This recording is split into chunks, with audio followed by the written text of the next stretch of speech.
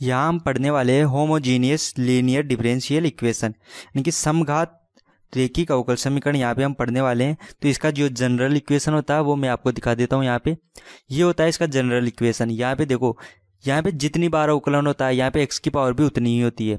यहाँ पे x की पावर n है तो यहाँ पे n बार अवकलन है। यहाँ पे x की पावर n-1 है तो यहाँ पे अवकलन में n-1 है, यानी कि इसकी कोटि n-1 है इस पद की। तो यहाँ पे इसी तरह से होता है। और यहाँ पे फंक्शन ऑफ x होता है, x का एक फलन होता है।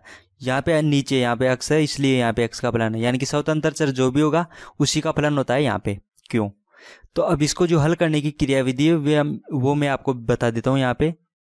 तो यहाँ पे देखो, हल करने की क्रियाविधि के अंदर देखो, हम यहाँ पे देखो ये जो इक्वेशन है इसके अंदर क्या चेंज है। हमने पढ़ा था यहाँ पे लीजेंड्रे रेखिक अवकल समीकरण पढ़ा था इससे पहले। लीजेंड्रे रेखिक अवकल समीकरण के अंदर देखो, यहाँ पे हम a का मान 1 और b का मान 0 पुट कर दें तो ये थी उसकी इक्वेशन। यहाँ पे देखो, a का मान मैं 1 पुट करूँ और b का मान 0 पुट करूँ तो यहाँ पे x की पावर n हो जाएगी। तो यही पद मिलेगा a0 x की पावर n और n बार अवकलन। तो ये इसी का एक दूसरा रूप है।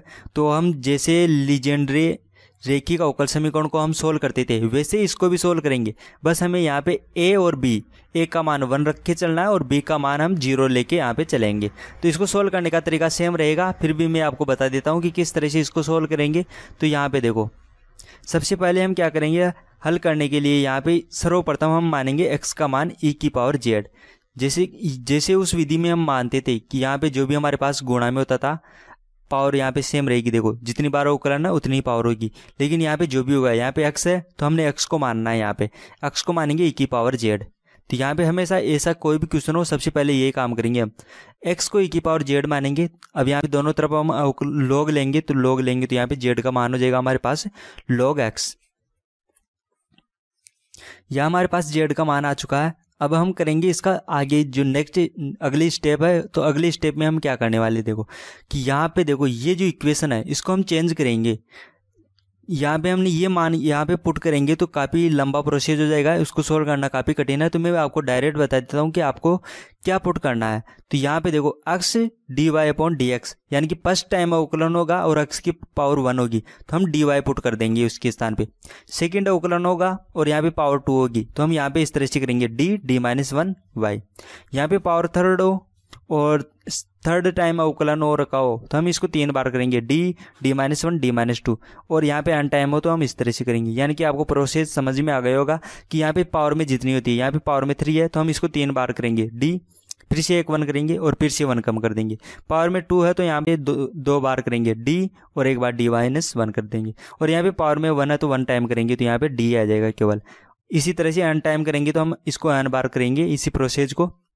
तो ये जो भी वैल्यू आई है यहाँ पे, ये यहाँ पे डायरेक्ट हम यहाँ पे पुट कर देंगे, यहाँ पे पुट करेंगे और इक्वेशन को हम इजी कर देंगे। तो ये जैसे ये वैल्यू है यहाँ पे, ये हमें यहाँ पे पुट करूँगा इस इक्वेशन में, जो हमें पर्सन होगा उसमें पुट करेंगे तो हमें एक कांस्टेंट अचर वाली मिलेगी। अचर गुणांक वाली विधि से हम इसको हल कर सकते हैं, क्योंकि ये जो समीकरण है वो बदल कर हो जाएगी इस तरह से। ये जो चैप्टर हमने पढ़ा था, ये क्यूरियोसिटी फाउंडेशन की जो बुक है उसमें चैप्टर नंबर 5 है, जिसके अंदर है अचर गुणांक वाले रेखिक अवकल समीकरण। तो उस समीकरण को हल करना की जो विधि होती है वो हमने पढ़ ली है पहले।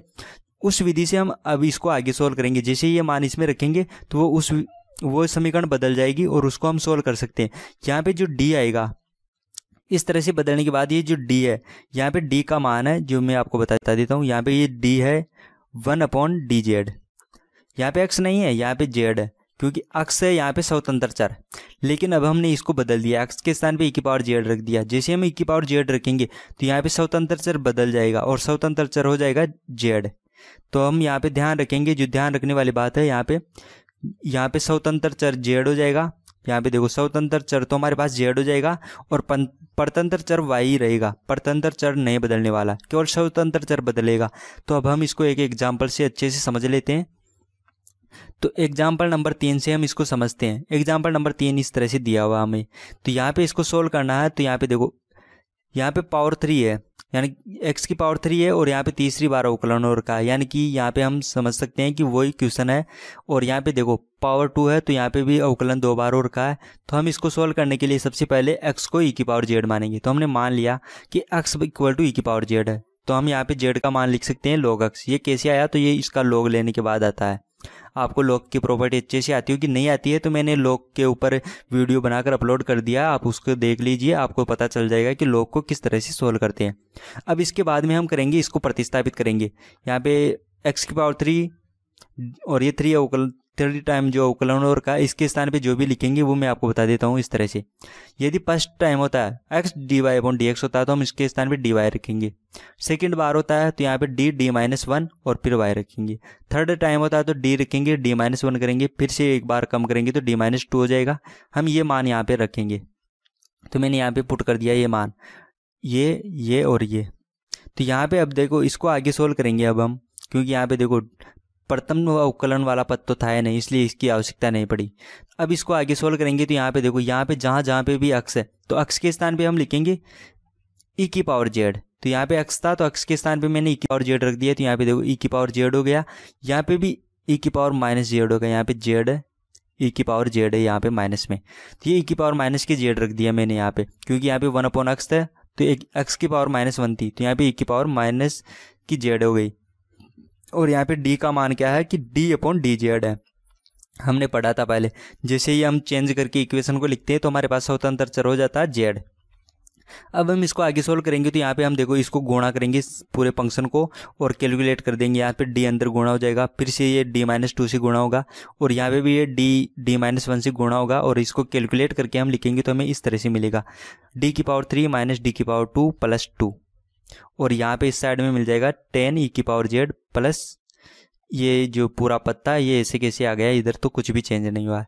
अब यहाँ पे इसको सोल्व करने की विधि हमें आती है, क्योंकि ये तो काफ़ी इजी हो चुका है। यहाँ पे देखो d के यहाँ पे गुणा में कुछ भी नहीं है, x का कोई फलन नहीं है, तो हम इसको सोल्व कर सकते हैं। तो इसको सोल्व करने के लिए हम देखो फंक्शन ऑफ d लिखेंगे सबसे पहले। तो फंक्शन ऑफ d होगा ये y के साथ में जो भी आ रहा है, ये फंक्शन ऑफ d होगा, तो यहाँ पे फंक्शन ऑफ d हो जाएगा। लेकिन फंक्शन ऑफ d यहाँ पे देखो, फंक्शन ऑफ d आप इसको लिख सकते हो d⁻³ - dx² + 2, ये भी फंक्शन ऑफ d लिख सकते हो। और आप इसका गुणनखंड करके भी लिख सकते हो, इसका गुणनखंड किया जा सकता है, तो मैंने सबसे पहले इसका गुणनखंड कर दिया। तो d+1 d⁻² - 2d + 2, तो इसके गुणनखंड हो गए इस तरह से। तो अब मैं फंक्शन ऑफ d लिख देता हूँ यहाँ पे, तो फंक्शन ऑफ d हो गया ये इस तरह से। मैंने इसका गुणनखंड करके फंक्शन ऑफ d इसलिए लिखा है क्योंकि आगे जब हम फंक्शन ऑफ CF प्राप्त करते हैं तो CF प्राप्त करने के लिए हमें सहायक समीकरण प्राप्त करती है, तो वहाँ पे हमें गुणनखंड करना पड़ता है, इसलिए मैंने गुणनखंड पहले ही कर लिया। आप बाद में भी कर सकते हो, कोई फर्क नहीं पड़ता। तो यहाँ पे हमें देखो फंक्शन ऑफ d मिल चुका है, फंक्शन ऑफ d मिल चुका है, तो अब हम लिखेंगे इसकी सहायक समीकरण। तो सहायक समीकरण होती है इस तरह से, फंक्शन ऑफ m = 0, तो जहाँ पे भी d है वहाँ मैं m लिख दूंगा। तो m लिखने के बाद उसको करेंगे 0 के बराबर, तो आ जाएगी हमारी सहायक समीकरण। तो यहाँ पे देखो, यहाँ पे d था तो वहाँ पे मैंने m लिख दिया, यहाँ पे भी d था तो यहाँ पे भी मैंने m लिख दिया और इसको 0 के बराबर में कर दिया, तो ये हमारे पास सहायक समीकरण आ गई। अगर आप यहाँ पे देखो इसको आप सहायक समीकरण बनाते तो यहाँ पे m³ होता, फिर -mx² + 2 होता, तो यहाँ पे इसके गुणनखंड करते तो भी आपको यही मिलने वाला था। तो यहाँ से m के मान प्राप्त करेंगे हम, तो यहाँ पे m का मान -1 हो जाएगा और यहाँ पे हम श्रीधराचार्य विधि लगाकर m के मान प्राप्त करेंगे तो ये आएगा। अब यहाँ पे हम CF लिखेंगे इसका, तो CF होगा इस m की ये मान है, इसके लिए CF होगा ये। CF निकालना आपने काफ़ी अच्छे से सीख लिया है, पहले मैंने बहुत सारे क्वेश्चन करवा दिए इस पर। अब CF निकाल चुके हैं हम, अब हम इसका प्राप्त करेंगे PI। तो PI ज्ञात करने का सूत्र होता है ये PI ज्ञात करने का सूत्र होता है 1/फंक्शन-ऑफ-d × q। तो फंक्शन ऑफ d तो हमने यहाँ से लिख दिया, ये है फंक्शन ऑफ d, और लास्ट में आता है × q। तो q के स्थान पे हमारे पास ये 10 e⁻z + e⁻−z, तो मैंने यहाँ पे फंक्शन ऑफ q यहाँ पे इस तरह से लिख दिया। अब यहाँ पे देखो इसको सोल्व करने के लिए हम इसको अलग अलग करके लिखेंगे। यहाँ पे e⁻z को अलग लिख देंगे, e⁻−z को अलग लिख देंगे। यहाँ पे z चल रहा है, आपको ध्यान में रखना है। तो यहाँ पे हम इसको अलग अलग करके सोल्व करेंगे। तो यहाँ पे देखो 10 तो कांस्टेंट थे, तो मैंने इसको बाहर लिख दिया और एक को लिख दिया e⁻z के साथ, एक को लिख दिया e⁻−z के साथ। अब यहाँ पे देखो e⁻z होती है, तो हम यहाँ पे z के अंदर यहाँ पे स्वतंत्र चर हमारे पास z है, तो z के गुणा में यहाँ पे देखो क्या है, गुणा में 1 है, तो d का मान यहाँ पे होगा 1। इसके अंदर भी देखते हैं यहाँ पे z है स्वतंत्र चर और z की गुणा में -1, तो यहाँ पे d का मान होगा -1। ये मान हम यहाँ पे पुट करेंगे, यहाँ पे हम d का मान 1 पुट करेंगे तो हमें देखो क्या मिलता है।